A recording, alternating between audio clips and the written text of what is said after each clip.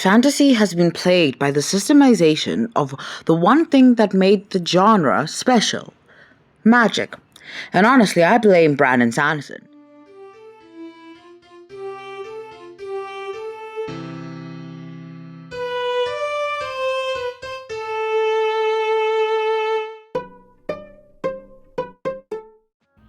Hello, my name is Luna, and today I will be talking about how magic systems have failed the fantasy genre, looking at specific examples of fantasy novels that I enjoyed, and will not be talking about the books that I hated, as that seems unfair and will most likely lead to a biased take on a matter that requires complete objectivity. But before I get into discussing why magic systems are overall bad, let's break the term magic system down. What is magic? Magic is the application of beliefs, rituals, or actions employed in the belief that they can manipulate natural or supernatural beings and forces. It is a category into which various beliefs and practices are sometimes considered separate from both religion and science. Magic in fiction is the endowment of characters or objects in works of fiction or fantasy with powers that do not naturally occur in the real world. Magic often serves as a plot device and has long been a component of fiction since writing was invented. Within a work of fantasy, magic can help to advance the plot after providing power to heroes or their opponents.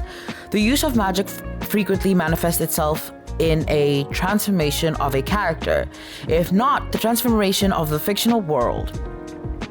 These are definitions of magic. They quite clearly explain what magic is supposed to be in fantasy. And there are a few novels that I personally enjoy that show these traits of magic. But I think an example of this really done well would be the novel Wicked, The Life and Times of the Wicked Witch of the West, that was turned into a Broadway musical before being turned into the movie. I recently finished this novel. Wicked, the novel, follows the life of Elphaba from birth to death. We see the character grapple with things like fascism and the systematic oppression of marginalized groups while also being different herself. She ends up becoming renowned as the Wicked Witch of the West only after her sister had cemented herself as the Wicked Witch of the East. The novel has an interesting form of magic. It is completely and utterly unexplained. It is otherworldly and beautiful. We see multiple religions try to grapple to understand it, but to an extent, magic has no reason, no real formula. What stopped Glinda from casting fireballs, I cannot tell you. But I knew she had power to enchant the shoes that have become legendary. Elphaba could fly on a broom and turn water into ice as she stepped on it.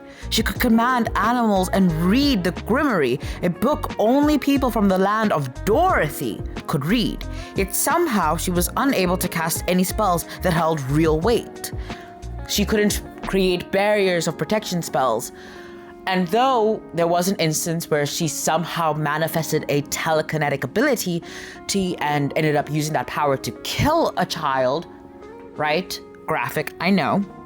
It still isn't really explained.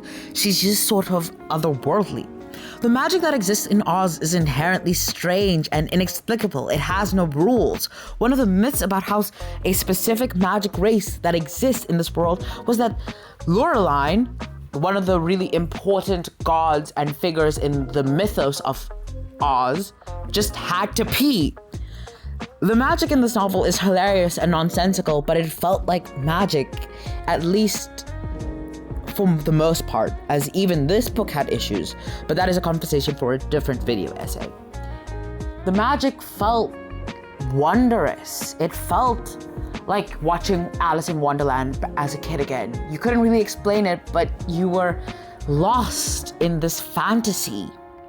What is a system? In the Oxford Dictionary, the word system has two definitions.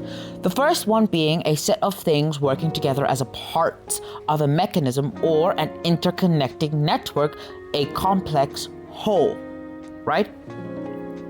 The second definition is a set of principles or procedures according to which something is done, an organized scheme or method. The first definition is typically used to describe things like railway or parts of a clock, while the second is used to describe organizations, for example, the school system. What is a magic system? Now, this one's a little bit more diversive, but what most people through my research have indicated, a magic system is simply a strict set of rules. Well, not really strict, just a set of rules put in place by the author surrounding what the capabilities of the magic are. For example, there's a magic system in Mistborn and in the Wheel of Time. We have rules. For Mistborn, they are relatively strict, whereas for Wheel of Time, it's more lax in some areas. But both have an intense magic system in comparison to my former book, The Wicked. Because in both of these systems, they have weaknesses. One thing beats the other thing, and there's a completely alternating force that can be used to dispel a specific spell. And it stopped becoming magical and fantastical and started feeling like I was reading about how to use a gun and the back charge and like the different types of guns that you can use, and it felt too mechanical, too lifeless. The Wheel of Time tries its best to avoid this, but I fear it also falls into this category. You want to do a spell that can cause massive destruction, you're going to pick the ones that are the most suitable, as you would call it. For example, you would use a fire weave to cause an explosion, or you would use an earth weave to create an explosion of air. But even in that own system, there are certain things that are more powerful than others. And that has to do with like a whole lot of things. For example, hardened air used as a shield is not an actual shield. Things can go through them if they apply a hard enough force, which then begs the question, what is the point of having a shield if it can't even deflect anything? But that is, again, another tirade that I will go on about how the fight scenes in The Wheel of Time make no sense. Anyway, why are magic systems popular?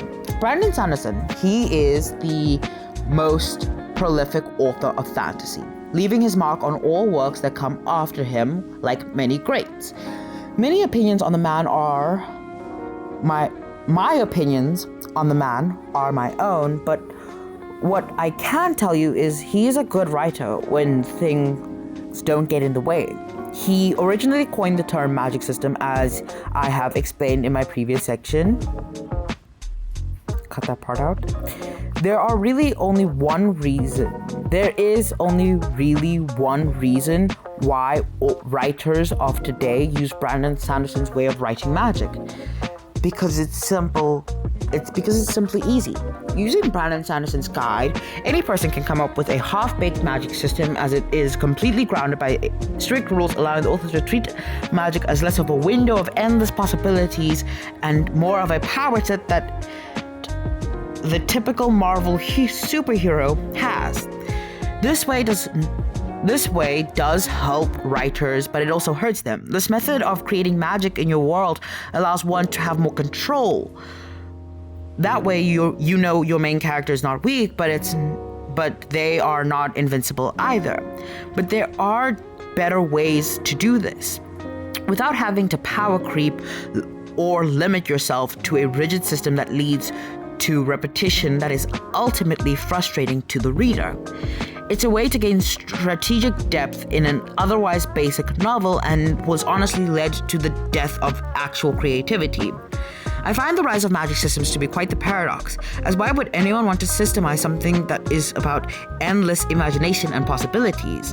But I am reminded that current AI drama with how AI is seemingly making art more accessible, yet only steals from real artists and copies their work, only to give a hyper-realistic version of the original that is ultimately lifeless. magic systems don't make writing easy, it makes them dull and lifeless. Why they ultimately ruin magic systems. In the legendary novels of the Lord of the Rings series and the Hobbit series, we do not have a typical magic system as we would have today, even though there is magic in the novels. In part, this is because the magic in the world of the Lord of the Rings is not as accessible as other novels, as wizards do not seem to procreate and elves don't really have special magics besides their ethereal beauty, and maybe that one scene where Galadriel is a telepath. The rings, you might say, are examples of a magic system, but that is where you are wrong. What do the rings actually do? One turns you invisible, but what about the rest?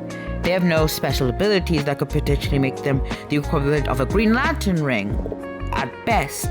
At best, they enhance the abilities of the wearer, but even then, there's not much to it. The magic wizards wield resembles more of a D&D type of magic, and though Dungeons & Dragons is littered with magic systems, the wizards themselves aren't. They have a god they worship that grants them magic, but that does not make it a magic system, though they have rules and some weaknesses, but most are not mentioned or so important that we as the reader are constantly made aware of them. The magic that the wizards have do not benefit the story at all, because in most of the sequences of fighting, Gandalf uses his magic a few times, and so does Sauron, but their magic isn't necessarily useful in building this world. Their wisdom does in fact help build our world, because we are looking at this world through the eyes of an ancient and otherworldly being with wisdom. But that's the thing, we're not even actually doing that. We're getting explained that from this otherworldly being, because what we're actually seeing is the perspective of this short little man known as a hobbit. The wizards in the Middle Earth are angels, but are limited by their mortal bodies and cannot do full-on magic. That is not a magic system. That is simply how magic works. It is not so rigid and defined by these corporate ideals of systems and flow diagrams of cause and effect. It is lore-filled and rich with the idea of endless possibilities. This is a good example of what fantasy was before the horrors of magic system dug their barbed claws into the skin of fantasy.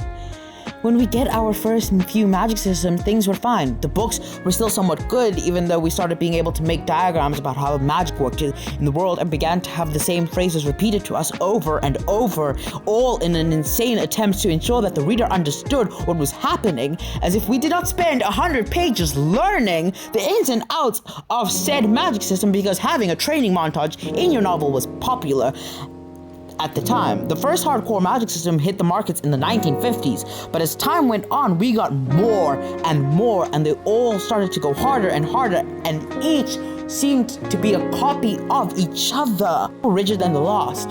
Then we got to Brandon Sanderson, who made the problem so much worse.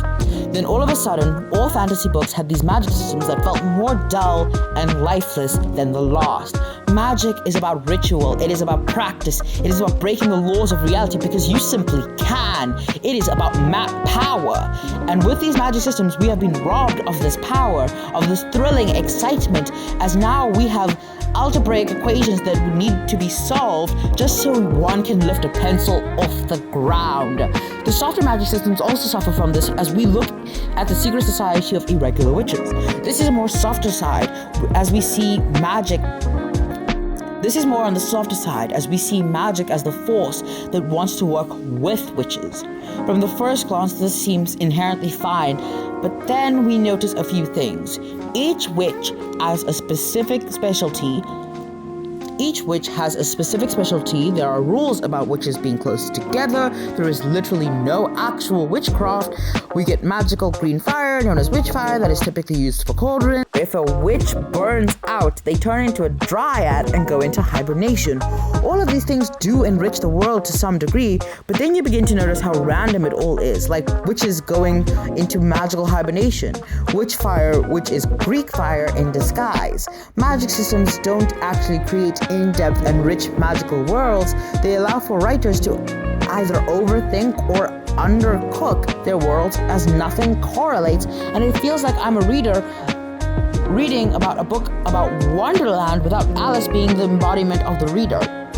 And I know I just made the comparison of how The Wizard of Oz does this so well because it feels like I'm Alice, but the difference is there's a point between good Wonderland and bad Wonderland. Bad Wonderland is simply chaos for chaos's sake, magic for magic's sake. That's bad writing. Because at that point, you're doing a Deus Ex Machina and every other meaningful scene. None of your conflicts have a good resolution when it comes to their magic. And most of the time, I'm confused and confuzzled because if we decided to remove magic from this book, would it even matter? Whereas Wicked, on the other hand, it's in depth and it adds to the world building and it makes me feel alive. And it's a little bit confusing and it's very soft if we're being honest, but it still feels wondrous. The confusion may be one thing, but my real issue is how lifeless it all feels. What happened to our creativity? The Mistborn series feels less like a fantastical adventure and about the misadventures of Magneto and his daughter Polaris. Iron Flame is not about dragons and them bestowing gifts upon their riders to show a powerful magical bond in the form of these so-called signets. It is a book about Livewire if she had brown roots and a frail body. Because these magic systems are not magical. They are a list of powers that don't always work. It is not fantastical anymore. It used to be, but like all things, magic systems have lost their novelty. It's time for a change. Magic systems are not inherently bad. It's just they take out the magic of fantasy, resulting in half-baked fiction. I paid $400 to read a book where dragons and wielding ancient magic should be a reality, but I find myself following a journey of a magical teen who can do anything, but only after they understand a flowchart. Fantasy was never supposed to feel like corporate, but alas, here we are. If you like this video, please press the like button and subscribe to my YouTube channel. Thank you for watching my video essay, if you can even call it that. I feel like it's more of a rant, more than anything else.